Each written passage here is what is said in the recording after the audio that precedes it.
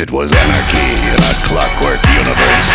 Ebola is a highly contagious, communicable disease. The other side of nature's crystalline coin. Our government is not concerned about controlling the borders. An uncontrollable force tearing at the very fabric of our reality. Ladies and gentlemen, prepare yourselves as I present to you chaos. The recent Ebola outbreak, because the CDC still remains silent on the number of potential Ebola victims inside the United States. Back to Obama's magic pen. He signed another executive order today, and this one is going to allow for the detention of Americans with respiratory illnesses, which allows healthcare authorities to detain Americans who merely show signs of a respiratory illness. Meanwhile, the CDC has also outlined measures which will allow for the quarantine of well persons, healthy individuals who do not show symptoms of the disease.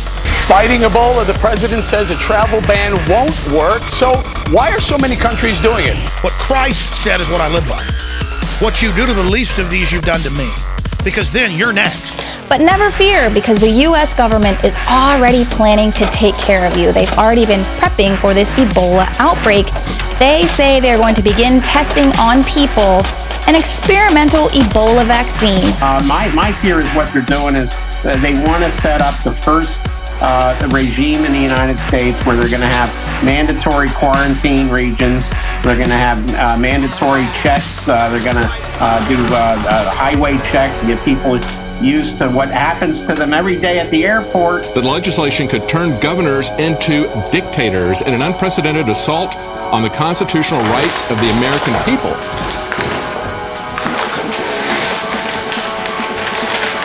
No surrender. There's only one thing you can do in this madhouse. Get the f*** up.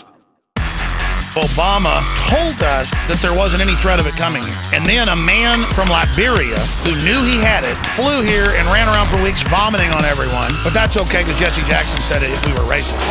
You can look this up. In these countries, arrest people and take them in for 4 shots. Because the Africans notice they have miscarriages, they can't have kids anymore, they die when they're given the tetanus shots and other vaccines. They're not stupid.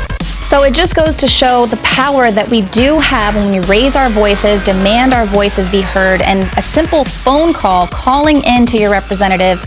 Look, you didn't think the socialists and the globalists were going to just get control of the country and not fully wreck it.